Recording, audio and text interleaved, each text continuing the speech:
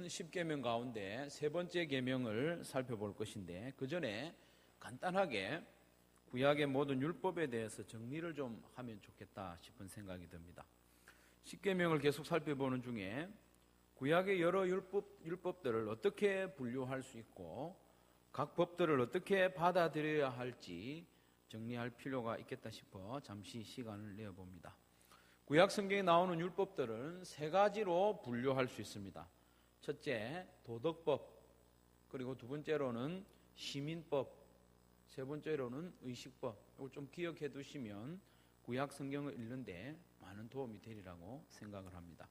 도덕법이라고 하는 것은 모든 하나님의 법의 근간이 되는 10계명을 말합니다. 구체적으로 이 10계명은 시대의 흐름에 관계없이 변하지 않는 기본법입니다. 기본법. 그래서 항상 지켜야 하는 법이죠. 시민법이 있습니다. 시민법은 당 시대의 이스라엘 백성들이 안정적인 시민사회 생활을 하는 데 필요한 법들입니다.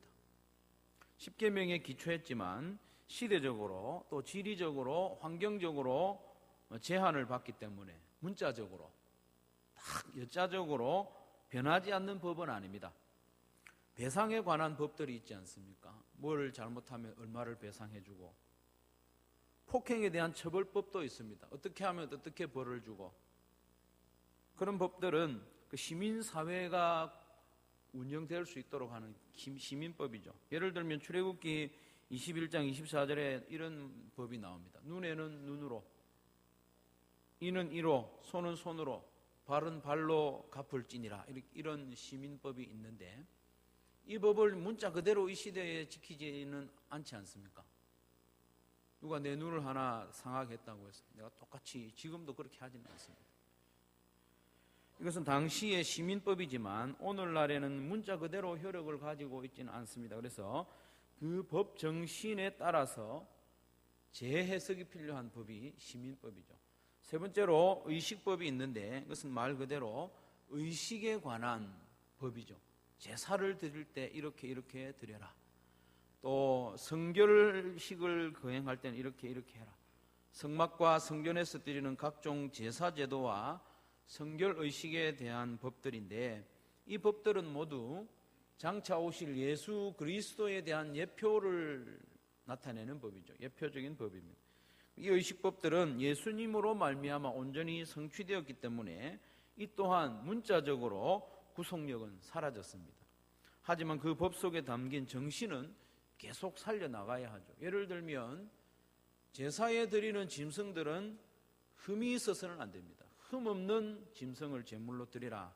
그런 제사법, 의식법이 있는데 그것은 우리가 지금 제사를 드리지 않기 때문에 우리에게 큰 의미가 없다 싶지만 그 속에 있는 정신은 우리가 받아들여야 하는 거죠. 우리가 하나님 앞에 예배를 드릴 때에 흠이 있는 것으로 짜투리로 할 수는 없다. 그런 정신은 우리가 얼마든지 이어받아야 한다는 것이죠. 더 자세한 설명이 필요한 분들은 웨스트민스터 신앙고백서 19장을 참조하시면 도움이 되겠습니다. 오늘 살펴볼 제3계명은 이렇게 말씀하시죠. 너는 내 하나님 여호와의 이름을 망령되게 부르지 말라. 하나님 이름을 망령되게 부르지 말라. 하나님의 이름은 하나님의 존재 그 자체입니다. 하나님의 영광을 드러내는 것이 하나님의 이름이죠. 그렇기 때문에 하나님의 이름을 함부로 사용해서는 안 된다는 것이죠. 망령되다 하는 말은 조금 오해가 있을 수 있는데 정신이 나갔다 그런 정도가 아니고 망령되다는 말의 그 원어적인 의미는 공허하다는 말이에요. 공허하게, 헛되게, 또 거짓되게, 교활하게 사용하지 말라 그 말입니다. 교활하게. 하나님의 이름을 공허하게 부르는 것, 하나님의 이름을 헛되게 부르는 것, 그리고 하나님의 성품과 뜻에 맞지 않게 거짓되게 아전인수격으로 부르는 것, 그리고 자기의 이익을 위해서 하나님의 이름을 교활하게 이용하는 것, 이런 것들은 다 하나님의 이름을 망령되게 부르는 것이죠. 세 번째 계명을 어기게 되는 것이죠. 그런데 이스라엘 백성들은 이 계명을 상당히 편협하게 이해한 결과 하나님의 이름을 아예 부르지 못하게 되는 그런 상황이 되었죠. 서기관들이 성경을 쫙 이렇게 필사를 해 나가다가 하나님의 이름이 나오는 거예요. 그러면 성경을 필사하던 것을 딱 멈추고 이 사람이 몸을 씻고 옵니다. 몸을 씻고 또 옷도 갈아입고 지금까지 쓰던 펜도 바꾸어서 새 펜으로 하나님 이름을 쓰는 거예요.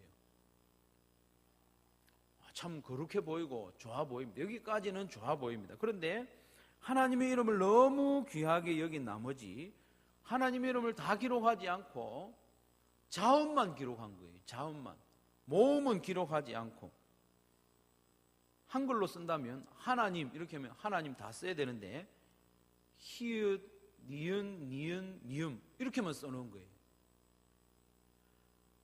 그래서 결국 자음만으로 기록된 하나님의 이름에 대해서 세월이 지나니까 이걸 어떻게 읽어야 될지 분명한 발음을 아무도 모르는 상황에 이르게 된 겁니다. 우리말 성경에 여호와라고 이렇게 번역되어 있는 하나님의 이름은 자음만으로 기록되어 있는 그 이름을 그 발음을 유추해서 번역한 것이거든요.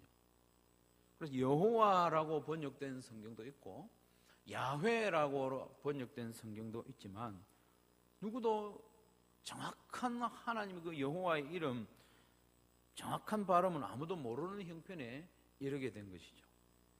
이스라엘 백성들은 이렇게 하나님의 이름을 부르지만 않으면 입에 올리지만 않으면 3계명을 지키는 것이다 이렇게 편협하게 생각했습니다.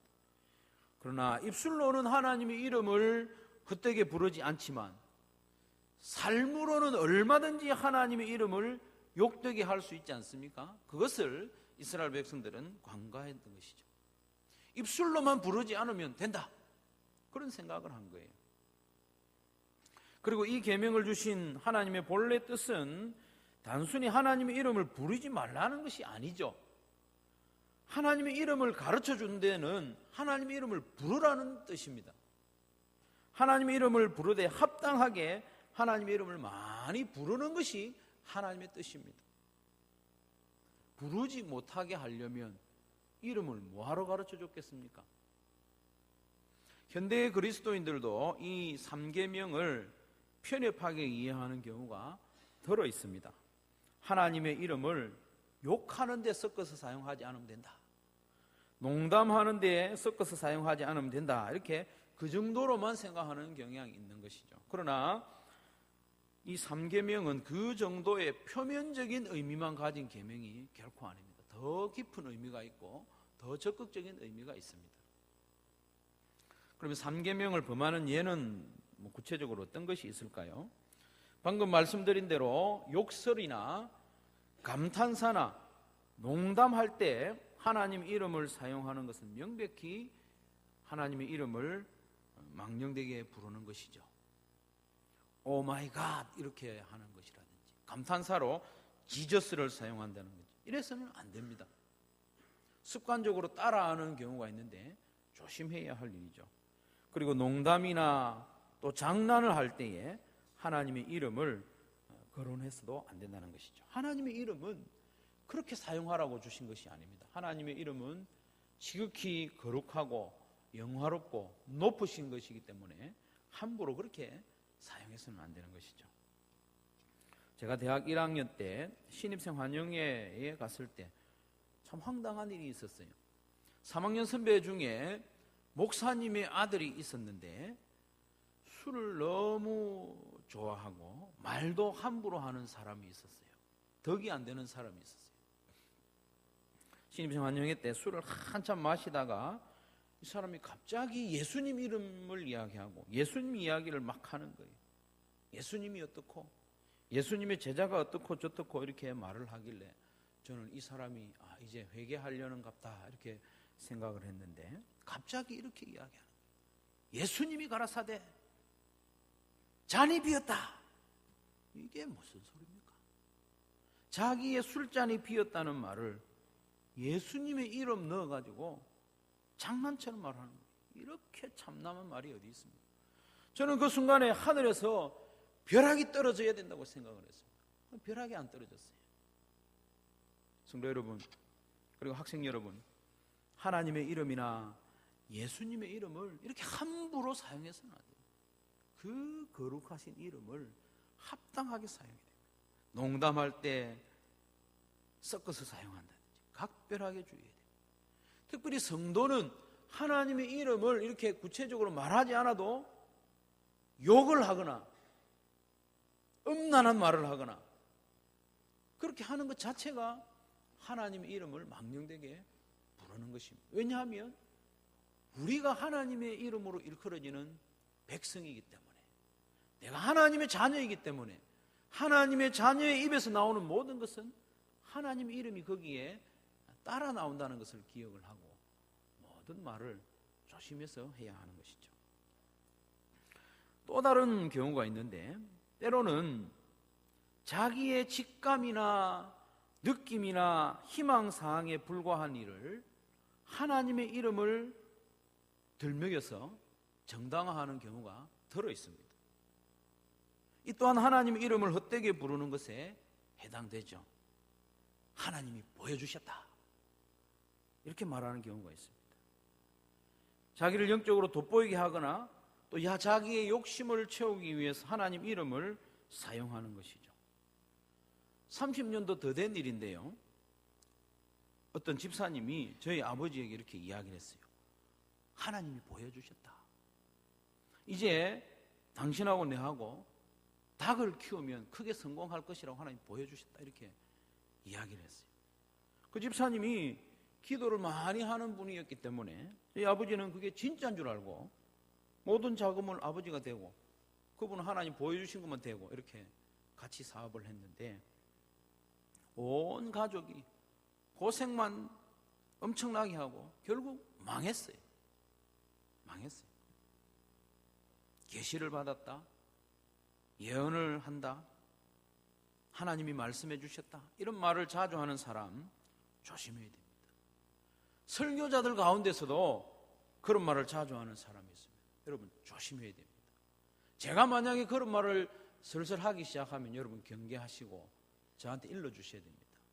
혹시 이런 말을 자꾸 하는 사람의 설교는 듣지 않기를 강권합니다. 조심해야 됩니다.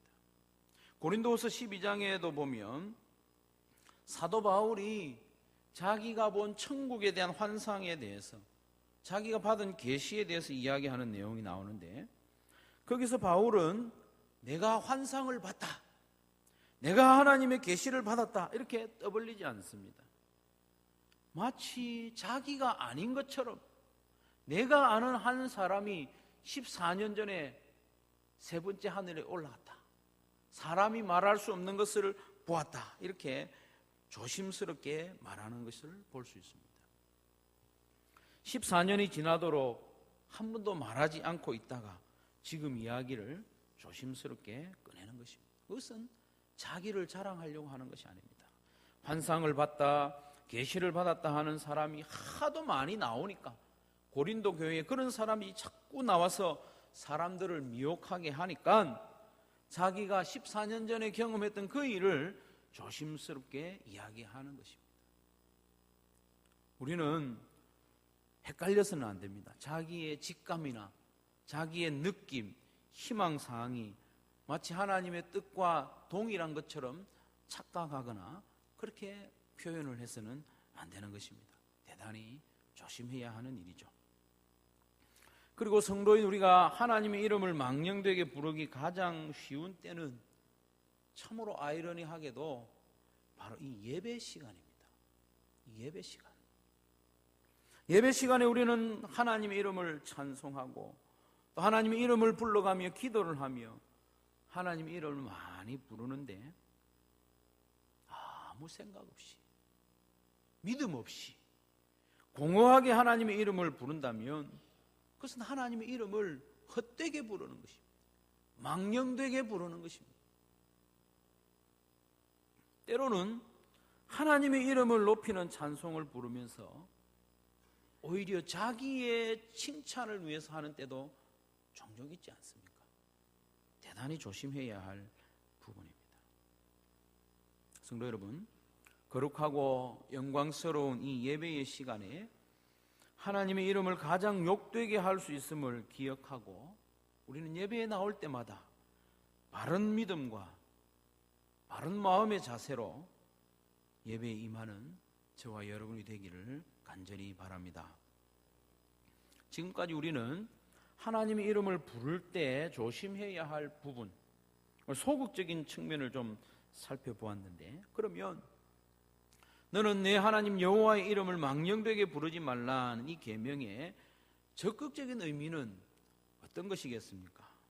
그것은 너는 내 하나님 여호와의 이름을 거룩하게 하고 영광스럽게 하라는 것입니다.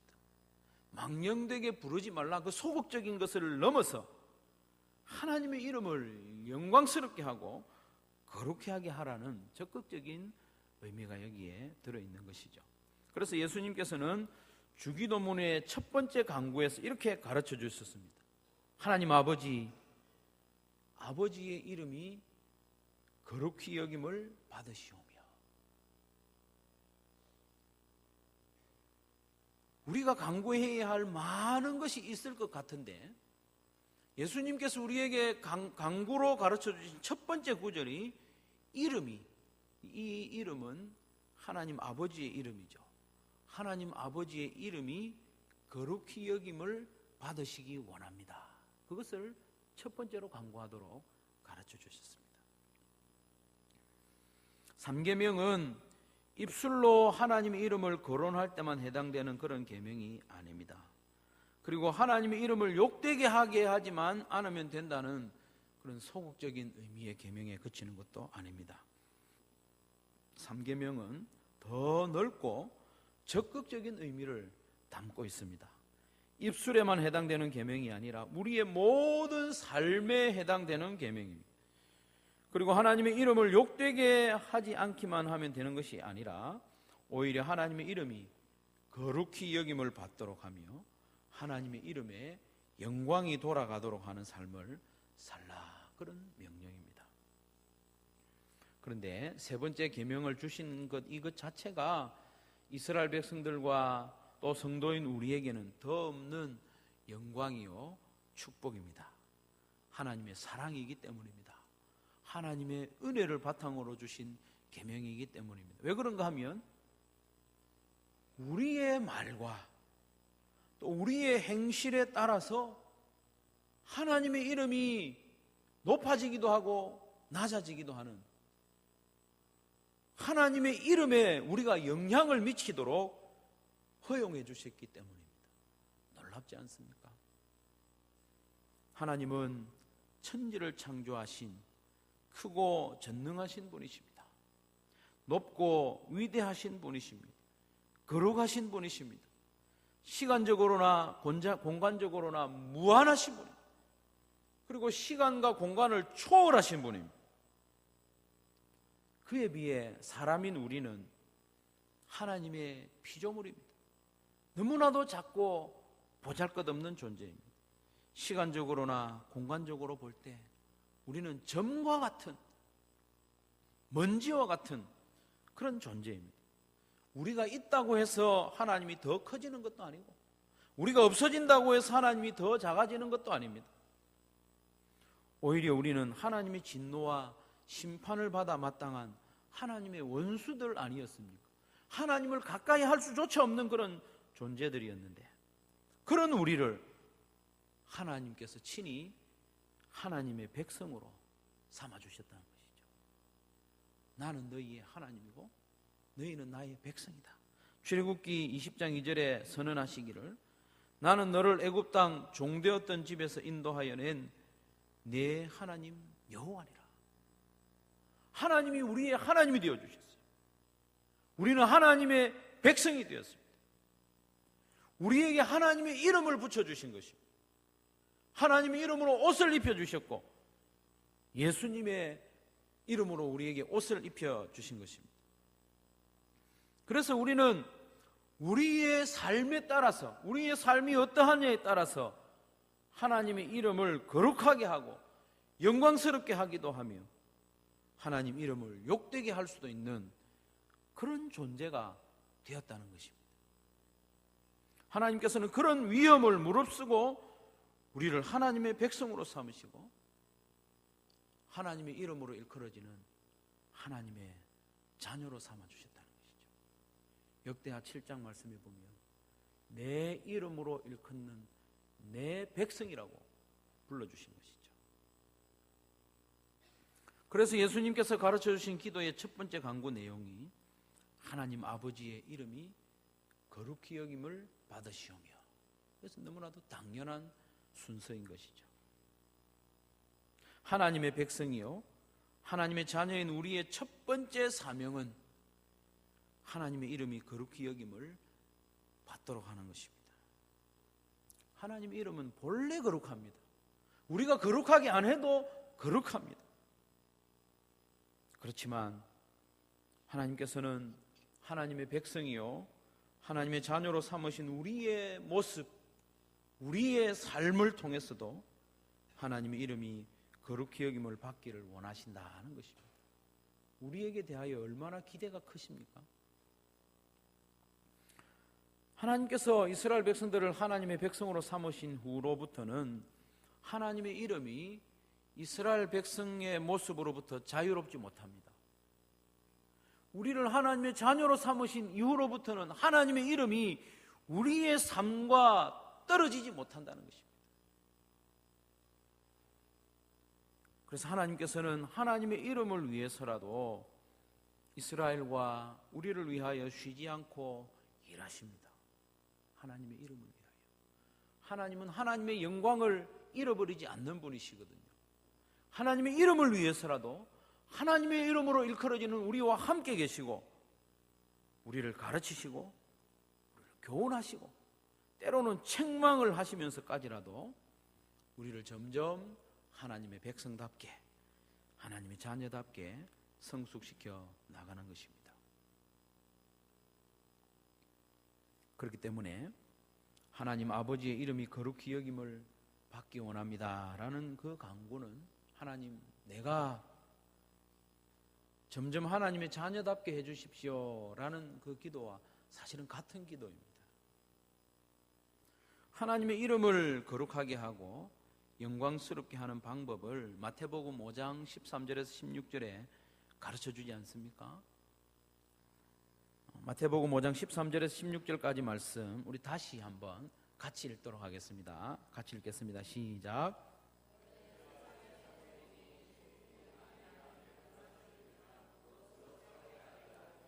후에는 아무 쓸데없어 다만 밖에 버려져 사람에게 밟힐 뿐이니라. 너희는 세상의 빛이라. 산 위에 있는 동네가 숨겨지지 못할 것이요 사람이 등불을 켜서 말 아래 두지 아니하고 등경 위에 두나니 이러므로 집안 모든 사람에게 비치느니라. 이같이 너희 빛이 사람 앞에 비치게 하여 그들로 너희 착한 행실을 보고 하늘에 계신 너희 아버지께 영광을 돌리게 하라. 아멘. 우리가 세상에서 소금으로 살아갈 때, 우리가 세상에서 빛으로 살아갈 때 하나님의 이름이 거룩히 여김을 받고 하나님께서 영광을 받으신다고 말씀합니다. 왜 그렇습니까? 우리는 하나님의 이름으로 일컬어지는 하나님의 자녀이기 때문입니다. 하나님의 이름으로 일컬어지는 하나님의 친백성이기 때문입니다. 사랑하는 성도 여러분, 저와 여러분의 행실에 하나님의 이름이 달려있다는 것을 명심하고 살아가는 저와 여러분 되기를 간절히 바랍니다. 우리의 말 한마디에, 우리의 행동 하나에 하나님의 이름이 달려있습니다. 거룩하게 되기도 하고 욕을 듣기도 하고. 그것을 기억한다면 우리의 언행이 조심스러워지지 않겠습니까? 우리는 크리스찬이라 불리워집니다. 그리스도에게 속한 사람, 그리스도를 본받는 사람, 그리스도를 따르는 사람이라는 말이죠. 로마서 13장 14절의 표현대로라면 예수 그리스도로 옷 입은 자, 우리의 옷이 예수님의 이름이 새겨져 있는 거예요. 그래서 우리가 하는 말, 우리가 하는 행동 그 모두에 예수님의 이름이 같이 딸려 나가는 것입니다. 그렇기 때문에 우리의 삶은 우리의 이름에만 영향을 미치는 것이 아니라 우리를 구원해 주신 예수님의 이름에도 지대한 영향을 미치게 됩니다.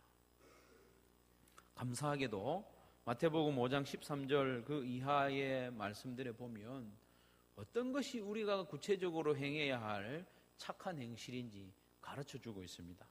21절에서 26절 말씀해 보면 살인하지 말라, 그 말씀에 대해서 예수님이 자세히 해석을 해주고 있습니다.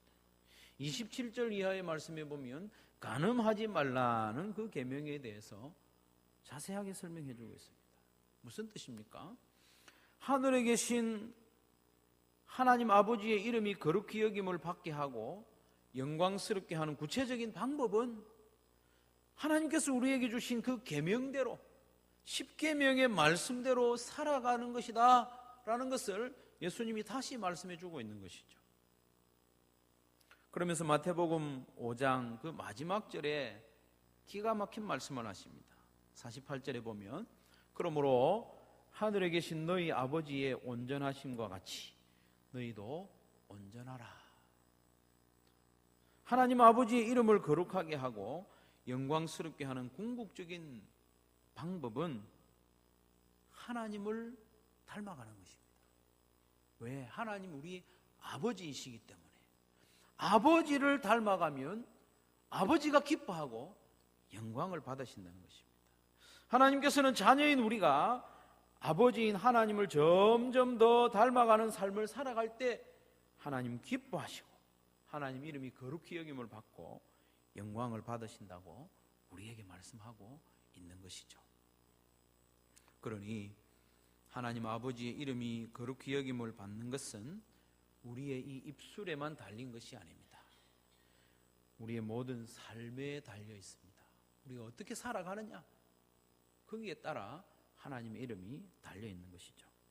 사랑하는 성도 여러분, 저와 여러분의 입술과 삶에 하나님의 거룩하신 이름이 달려 있다는 이 사실을 무겁게 받아들이시기를 바랍니다. 무심코 내뱉는 말 한마디에도 하나님의 이름이 따라 나옵니다. 저와 여러분의 작은 행동, 삶의 순간마다 하나님의 이름이 연결되어 있음을 기억하시기를 바랍니다. 그래서 우리 하나님은 우리의 말뿐만 아니라 우리의 모든 삶을 통해서 하나님의 이름이 망령되어 일컬어지는 것이 아니라 거룩하게 또 영광스럽게 높아지기를 원한다는 것을 기억하고 우리의 언행 심사에 각별히 주의하며 하나님의 이름을 위하여 살아가는 저와 여러분의 삶이 되기를 주님의 이름으로 축원합니다.